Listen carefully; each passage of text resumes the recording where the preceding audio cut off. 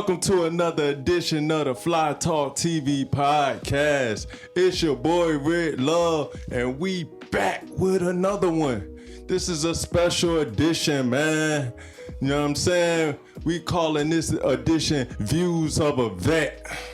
You know what I'm saying? I got my special guest in the building. Go ahead and introduce yourself to the people out there. Let the world know who you are, man. Hey, what's going on, man? It's your boy Willie. Willie. 101 BSB, man. Yeah, man. So, what's good with you, man? How you feeling this evening, man? I'm what you chilling, have going man. on today, man? I'm chilling, man. Just waiting to get my wife and daughter from the airport, man. Oh, okay. Family man. Yes, Family sir. man. Shouts out to all the fathers out there, man. Holding it down, taking care of their situations and stuff, man. So, Willie D, man, tell the people where you from, man. Where you from, man? Yeah, I'm originally, from here in Florida, down there in Winter Haven. Winter Haven. Okay. Born and raised? Yes, sir. Okay. So this is my battle buddy, man. I met him at Alpha Company 101 BSB Fort Raleigh, as you can see. You feel me? Shouts out to Fort Raleigh. Shouts out to all the soldiers that's just out here protecting the country and everything like that, man. Salute to all of you guys, man. And keep it going. So what made you decide that you was gonna join the army and put the uniform on and serve, man? What was your determining factor, man? I mean, there's a lot that really went into it. Based off of my dad, he was at Alpha Company 101 BSB. Yeah. So long ago. So that was a big step to it. Yeah. Other than that, it would have been for school, and also to travel the world, man. Yeah. So when you went down there and you went to see the recruiters and stuff, like what were some of the things they was telling you upon you going down there? They was honestly telling me it's gonna change my life. Yeah. Especially if I want to go the education route. They pay for everything, so it's a big plus. For sure. They was telling me that I'll meet people and make friends that last a lifetime, man. So that's what really got to me. I feel you. So you sign up, you get your ship date to go to basic training, man. Where did you do your basic training at? I did my basic training at Fort Jackson, South Carolina. Yes, sir. Yes, sir. Shouts out to Fort Jackson. Oh, yeah, man. So, okay, you on that bus? All right, you riding. What was going through your mind, man? Shit, like, what did I just get myself into? Yeah. It was like, don't look anywhere but in your bag. So, it's it's a mental thing, really. Yeah. It was good though. For sure. So, like, what was one of like your biggest takeaways from basic training? Like, what did you realize from the start of it to the day that you graduated from basic training? Like, what did you learn that stuck with you? I learned a lot, really. Motivation. To get up and get everything going as far as showering, working out, stuff like that. Yeah. Let me get you a little closer to the mic. But mostly, to never give up, really, just to keep going. For sure. Yeah, because they doing basic, it be long days messing around, man. Oh yeah. So, waking up 03 for fire guard. Them days. Them days, man. I do not miss that. Damn, yo. Not the red flashlight. Oh, God. That shit was the worst, man. But it was fun, though. I enjoyed it a lot. If I could go back and do it all over again, I would. That's what's up, man. That's what's up. All right, so you graduate basic training. You end up at your A school. Tell them where your AIT school was. Fort Lee, Virginia. Fort Lee, Virginia. Shouts out to Fort Lee. Shouts out to Fort Lee. You know what I'm saying? I'm from VA too, but I'm from the other side where the other guys don't talk too much. Shouts out to Pussle. Shouts out P City. But yeah, man, what was it like being down there at Fort Lee, man? Like when you first got there, how was your thought process? Like, am I gonna be, smart enough for this? And then, going through it, you meet friends, you study, and you get on some of the teacher's good side, and this is what the answer is. They highlight all the shit in your book. It's over with. It's over with, for sure. They were really good help. Got to me where I am today as the fueler I was. Yeah. Couldn't ask for better. Yeah, man.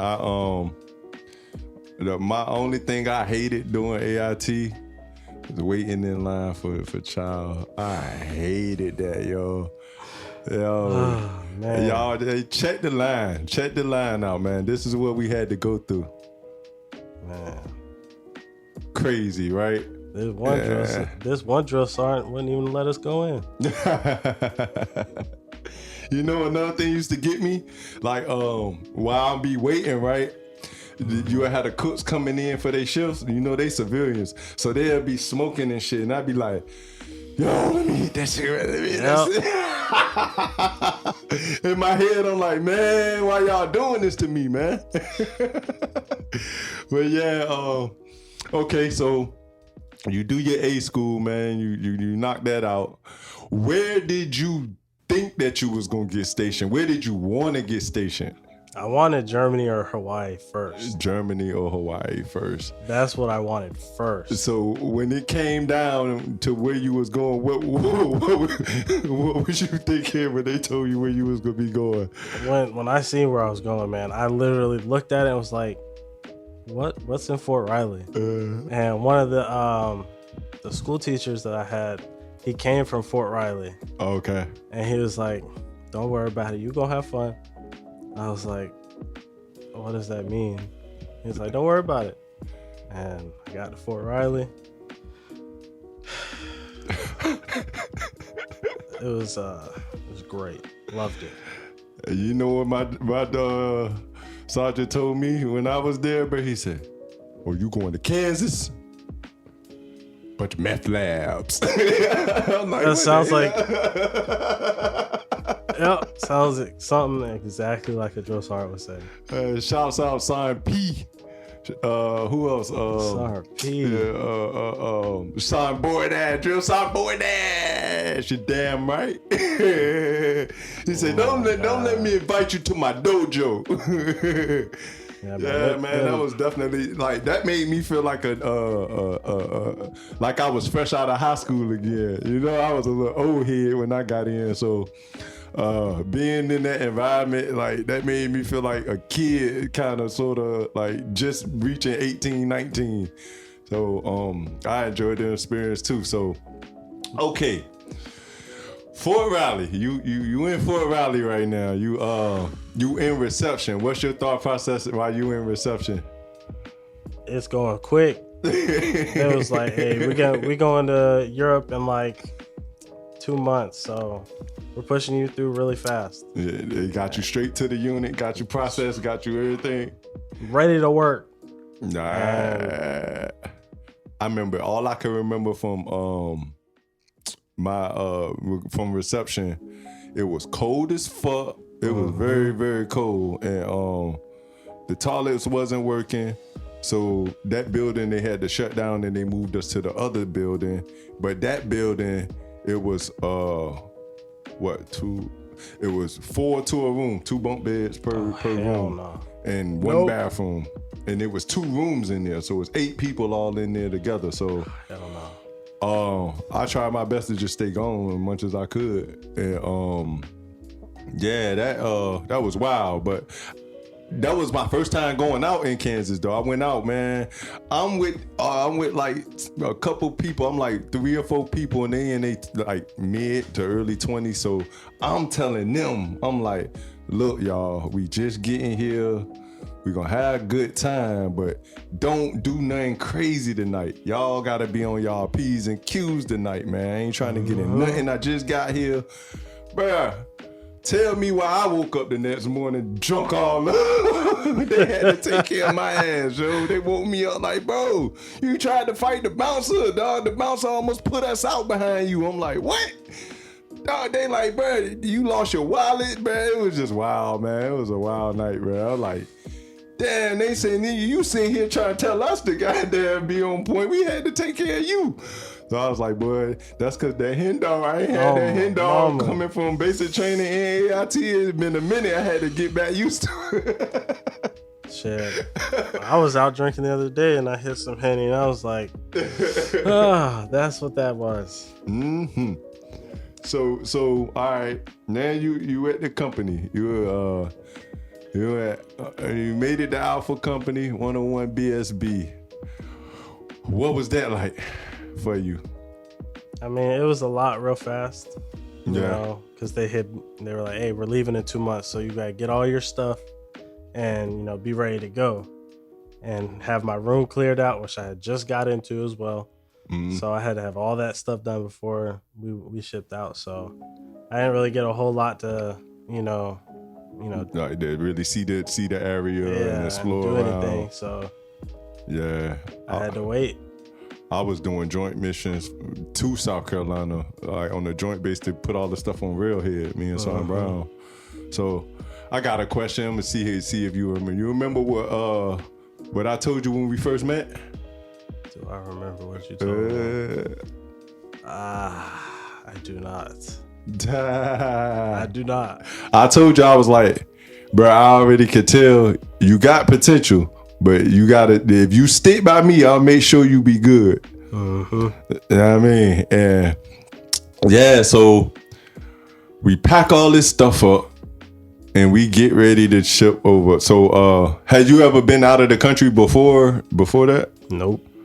How was you feeling? Was you nervous? Was you ready for it? Or how, like, what was your thought process on that? I was nervous and, you know, excited all at the same time. So, yeah, you know, it was my first time going out of the country. So I was like, all right, let's see how this looks, how it goes and stuff like that. How did your family feel? Were they worried about you? No, not really. Yeah. I mean, they knew what I signed up for. So I was like, yeah. You know, he's got to go and do it to experience it and make sure he gets, you know, everything down and, you know, right for when it's actually time to go and do something. So right. It was a good experience though. Had lots and lots of memories out there. Lots of memories. Yay. So yeah, we hop on that plane and we end up in Skirtsvana, Poland, better known as SK. Shouts out to Lockie. Yay. He a goat out there, man. If you ever in Skirtsvania, Poland, go look for Lockie, man. He gonna take care of you, man. Make sure you good. He gonna move you around the city. How you make sure you got motion while you're out there. Yeah, boy.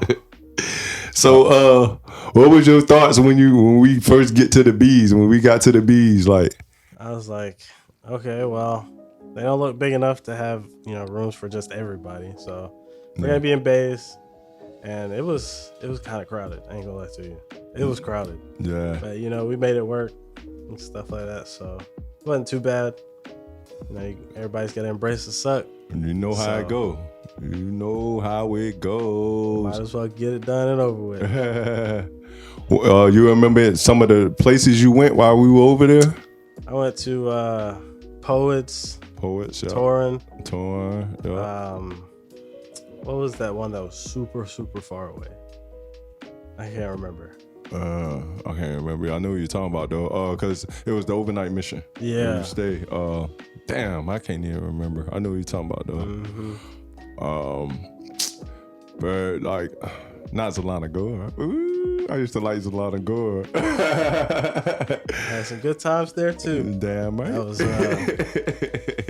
good times. Good times. Oh man. What was one of the biggest things you learned from that rotation? Shit. You know, on that rotation, I did get in trouble with a bunch of other people when we were on mission. You know, I did my little time to get, you know, punished. So I did it. Took it on the chin. Was like, all right, Now all I can do is learn from this and, build myself better. So I did that within like 4 or 5 months. I was able to get my rank back and some.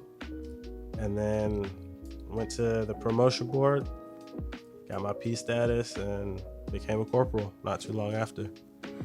So with this being the Fly Talk TV podcast, it's always forever love yourself. So in the midst of that, you hear this man testimony, man. Life throws you curveballs. Life throws you hurdles that you got to climb over and jump over. And granted, you hear what he said. He took responsibility for his actions. You know what I'm saying? He owned up to it. And even though in the midst of the setback, he climbed out of it and he continued to fight to get back to where he was at and surpass that. So I say that to say, whatever you're going through, it's just a bump in the road. Damn right. Sound good. Yeah, so going from Poland to Germany, how was that for you? Like, if you had to pick which one you like more, Poland or Germany, where did you have a better experience at? I'm gonna have to say Poland. That was a pretty better experience. Yeah. It was a lot cheaper over there as well. Yeah, bro. There was a lot of these hit different. You can have a good time with only like 100 zlotys, man. Damn right. So I think that was probably one of the best experiences I had on that trip. Yeah, man, get out and go see the world, man. Go on out here and get you some zlotys in your world, man. Get you some zlotys, man. Do you know what this can do over there? This right here, what this do over there? It's like a king. Oh, yeah. They serving them drinks all night. They popping them bottles all night. They bringing the food. Them people used to look at us like, what the hell? It was like, y'all gonna drink all that? You're damn right. This just getting started. Shit, that was nice where we cleared them out. Definitely good times, man. Hell yeah. Was you with me when we was in Poland, but they sent us to Germany for the school for the week? Yeah, I was. Yeah, not Nuremberg. Not Nuremberg. That was an experience in itself. Yeah, man. It was. But like you said though, man, those zlotys hit definitely different than those euros. Those euros like psh, psh. Them euros ain't playing, yo. The euros hit different, man. Go through a whole check and you only bought a cheeseburger and fries. Yeah, man, I pretty much stayed out the way though, man. I played basketball, went to work, and was on my way looking forward to getting back. Like after a while, like it got old quick. Like being over there got old quick. The little bit of traveling I did do though, I had a ball, yo. I had a ball. Definitely timeless moments. I will not forget them, yo. Life experiences, yo. I'm glad they let us get rental cars. Yeah, we was over there doing it, bro. We was doing it. They gave us a little rope. Yeah, we eventually hung ourselves. And you remember the night before we left? Yes, I do. We had the powwow. Lord Jesus. I don't even know how we made it to the damn meetup spot, yo. It's that Autobahn. I'm telling you, once you get on that Autobahn, hey, you fast and furious today. For surely, man. For surely. Oh, man. If y'all ever get a chance, man, I'm telling you, make that a goal, man. Make it a goal to get your passport and go see the world. You don't necessarily have to go to Poland or Germany, but go see the world. Go see different cultures. See how other cultures live out here. See their approach to life. See how different things are in the world. I guarantee you'll come back to America with a different appreciation. I guarantee it. And your mind will expand and you will just move different, man. But so we do the rotation. We get back to Fort Riley. How was you feeling? everybody's leaving now. Like a lot of people left, so it was like it went from being like, okay, I'm chilling with this group of people, and then they just slowly left, and it was like, dang. Now I gotta start all over again, just for me to leave to start all over again, over to the next spot. It was like, this is gonna be great. So I mean, I was just coasting through then, just chilling, going out, meeting new people, and like just going off of vibes and stuff like that. So it wasn't too bad. Yeah, dope, man, dope. I know for me, I had to just prepare to transition out. So one thing I noticed, like, it was a game because it was a couple of people who their windows was opening up. So they was basically trying to get the info from you. Like, are you re-enlisting or are you getting out? And I remember some soldiers just like, I don't know, I ain't made my mind up yet. I ain't made their mind up. I'll put it in their face. I'm getting out. And I always noticed every soldier that was saying that, they always re-enlisted. Everyone that I know that was saying they was getting out, they re-enlisted. And so in their mind, they thinking I'm finna do the same. And I'm like, all right, I can show y'all better than I can tell y'all. I'm gonna tell y'all one time, I'm getting out. But what that did do, they was putting me on all the bullshit after that. Everything that was coming down, but I had fucking fire guard on New Year's Eve. How y'all take me and give me staff duty on New Year's Eve? Boy, hell no. That's how I ended up in ATC with y'all. Yeah, that's your. Cause they knew I was getting out. They're like, boy, we gotta use him up then. He want to get out, and he putting it in our face like that. we gotta send him. We gotta get the most out of him. Yep. So they did that to me not too long before I got out of Hawaii. Yeah. It was like, oh, okay. You think you just because you getting out, you ain't gonna do stuff? Okay. We'll see you at CQ tomorrow. Nah, like, man, that shit be trash, yo. What you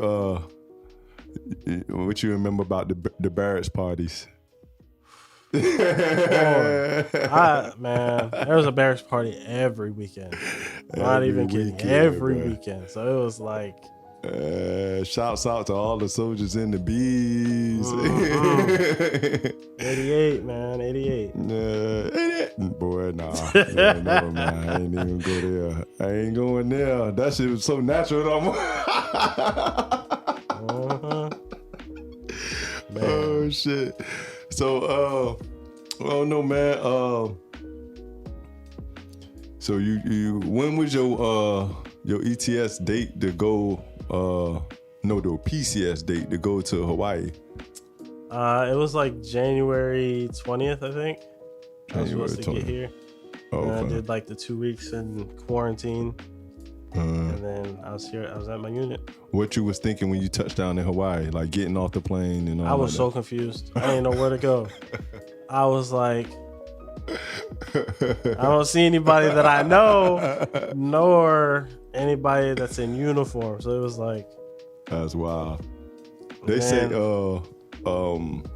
it's expensive over there too. Oh my goodness, bro. Because everything's getting imported. So $9 for a gallon of milk. What? Mm-hmm. You know y'all gonna be eating that cereal dry, goddamn. You know the packs of like the fruit, the strawberries. It was like $10. I can only imagine what gas is then. Yeah, like that's crazy. Just being back here in Florida, it's like, all right, now my bank account's not gonna be hurting because I'm getting gas. Because like over there, it's like $4.69, and it's like damn near $5. Yeah, that's crazy. Mm-hmm. That's crazy. I think at one point it was like $5. I'm still gotta go though, man. I got with the people that's still there. I want to go, man. I gotta go check it out, man. It's great to go and visit. It is. I think that's gonna be like my graduation gift to myself, bro. I'm gonna take my ass to Hawaii, bro. Where the spots, bro? Where I need to go when I get out there? You need to go to Oahu, the island of Oahu. Yes, Oahu. Bet. That's where there's a lot of good beaches there. Yeah. The town is very beautiful. It's paradise, man. Like seeing it for yourself is like They got the mountain joint. Oh yeah, you can see the mountains and stuff too. Bet.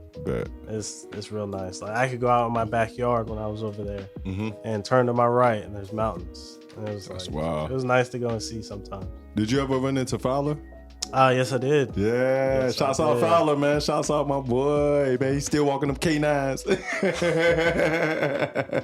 Yeah, that man, he was on gate guard when I had seen him. Oh, okay. Yeah, I'm pretty sure something like that. The way I know Fowler, he hated it in the beginning, and then he probably learned to love it because he can work the system. Because you know, with gate guard, you're on a set schedule, Right, so it's only right. like. It's different for units. So like your unit can say, oh, he works 3 days, he's off 2. Yeah. And then you work a different shift and then repeat. And it's like that's kind of stability because you can plan stuff. Like you know, all right, the next couple of days they can't mess with you. Like, Yep. You know what I mean? So because it's a division tasking. So how long do you know how long them shifts be? Is it like a 24-hour thing, or So do they do it's 8 or what? So the morning shift is like 06 to like 1300, Yeah. and then you got swing shift, which is 13 to 21, and then night shift is 21 to 05. 21 and to then new people 05. come in. Yeah. Not too bad. Yeah, it's just like a regular damn work day, for real. You meet some compared to cool the people time. on the gate too. Talking to a lot of like higher ups and stuff like that. It's interesting to see what they have to say. Right. Because you really would never interact with them on the day-to-day, for real. Yep, it was nice. What how was your experience like going to different ranges? Like name the weapons you was able to, like what weapon did they assign you? So I remember back in Kansas, I was on the M249, but once I got to my new unit, I was just on M4 the entire time. The M249, that's my baby. That is my baby. Man, yo. Loved and hated it. You love shooting it, you don't want to carry it. Oh yeah, especially with them pork chops they give us. Yeah. Yeah, carry 4 and have one in the weapon too. It's like, dang. So, how was your like if you had to describe your field experiences, like every time we had to go to the field, like how did you like mentally prepare for that? I guess I wouldn't say like I mentally prepared for it. It's just the people that I was around and working with, I knew I can count on them to pick me up just the same way they would count on me to pick them up. So I was just really going with the flow of, you know, the people I worked around and worked with and stuff like that. So it was something new. I was trying, so I was like, all right. And it actually worked. So, you know, we all had a good time out in the field and stuff. You know, it got a little rough in some spots, but you know, we always pulled through. You know, apologized and whatnot, and you know. Yeah, one team, one fight, man. We gotta embrace the suck together, man. And whatever you short on, I'ma lend it, and whatever I'm short on, you'll lend it. Like whatever that may be, and whatever missions come down, if names get called, we gonna be like, oh fuck. Shit, man. Damn, I was just about to go warm up this MRE, man. But we hop up and go get it done. Yep. So one thing I'll never forget. What's that? Don't eat the honey bun. Don't eat the honey bun. Yes, sir. If you had to do a comparison, what would you say is the biggest difference that you noticed, like as far as how the post work or the unit that you was in work from the Hawaii unit to Fort Riley unit? What's the biggest difference? So the one at Fort Riley, it was a support brigade. So we would just support everybody and, you know, get that taken care of. But and then my Hawaii unit, it was an aviation brigade. So we was always working with different vehicles or different equipment than what we're used to. So, or what I was used to. We didn't really do too much fueling as far as it went for like ground vehicles. Yeah. Maybe a couple times, but majority of the time it's, you know, hot refuel or cold refuel. So, All right. and that was an experience in itself. I heard, do y'all do shifts for that too? Yeah. Yeah, I've heard y'all do shifts like that for that too. That's dope. We have 4 different shifts. Okay. That's I hated it so much. Did you do any partying while you was in Hawaii?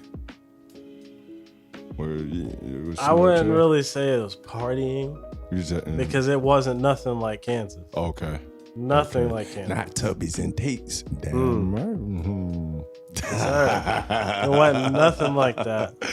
And that whole Manhattan Strip was just wild. Ooh, what? Definitely good times, man. So, all right, man. With transitioning now. So, you getting your date. You know your date. You getting out. What was your Soldier for Life experience like? Did they take care of you? Did they do what they were supposed to do, or did you have to like fight to try to get everything done, or how was it? So basically, what happened was when I got told I was supposed to be getting out. I actually found out the same day I was supposed to get out that I was getting out. So they were like, "Oh well, since you're already out, we can't really do too much." But then they were like, "Okay, we're gonna get you through SFL tap, and we're gonna get you out of here." That's wild. So they had to amend my orders, to a further date. So then I got out. Okay. I got out April 21st Of what year? this year, 2023. Yeah, man. That's what's up, bro. That is what's up, man. Thank you for your service. If only you know how it is. Yeah. All right, man. So with now you're a veteran, man.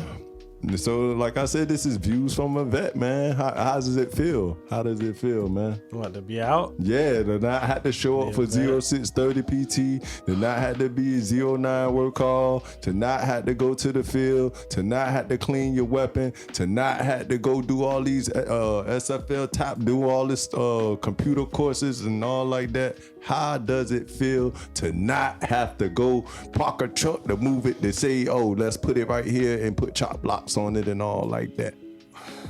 Man, I am loving being out of the military. There's gonna be some things I'm gonna be thinking about later on. Yeah. Just because steady check, all these benefits and stuff like that. So yeah, it's something like I'm gonna be thinking about a lot for a long time. It's like bittersweet. Yeah. Yeah, I know that's how it was. I think of it as one of those, those scenarios where it's like, you get out of one good thing, that means it's time to go and do something better and bigger. That's an interesting way of looking at it, because I had a rough transition. My transition, I went back home to Portsmouth, and it wasn't like I was used to hanging with y'all like all the time. Like I had to adapt back to my original surroundings, and that shit was kind of rough, man. And I was only there 3 months. It took me 3 months. By the time I got adjusted, it was time for me to come down here to go to school. So I like your outlook though, how you was just like, if I'm gonna leave here, I'm gonna be going to this next place to do something better. I wish I would have thought like that. Like I wasn't. I just knew I gotta get ready to go to school. But in the midst of that, I'm in an environment where they ain't caring nothing about what I'm trying to do. Like they like life moving fast in Portsmouth. But yeah, man. Any takeaways? Like if you had to give anybody advice that's thinking about joining, whether it be Army, Navy, Air Force, Coast Guard, what would you tell them, like, to assure them that it's definitely worth it? I'd tell them like, hey, look, if you feel like you can handle, just by hearing from somebody else's perspective, if you can handle what we've been through, and like, yeah, it all sounds good and sweet, but at the end of the day, you got to think, is this going to be right for me mentally as well, or just in the moment? So join with what did they say? Join with caution. Yeah. You're gonna have to just take the good with the bad. Yeah. Because it's literally that. Yeah. You're gonna have good times and bad times, but when it's bad, you still gotta accept that. And if you join, don't base your whole military career off of your first duty station. I will say that much. That's real. If you do that, then you're going to get out of something that you know is worth staying in for, but you just don't want to because your first duty station was bad. You don't want to do that. Yeah. So, you know, join with caution. You know, don't base it off of your first duty station. And, you know, have fun. You know, feel young again. If there's any old viewers watching, feel young again. Go out, have fun, but be smart. Yeah, and I will say, be honest with yourself, because at the end of the day, it's not for everybody. Everybody's not cut out for it. So if you teetering on the line of thinking about it and not thinking about it, yeah, you could think about all the good benefits that come along with it, but you have to really work for that. So, yeah, man. And on that note, man, Willie D, it is a pleasure having you on the podcast, man. It's been real, man. You got any final words for the people out there before we head up out of here, man? Hey, man, stay safe out there. Don't do drugs. Yeah. Just live life, man. That's all I gotta say. My man, yo, it's a pleasure, man. All right, yo, until the next time, we will catch you again on the next episode of the Fly Talk TV podcast. Yeah.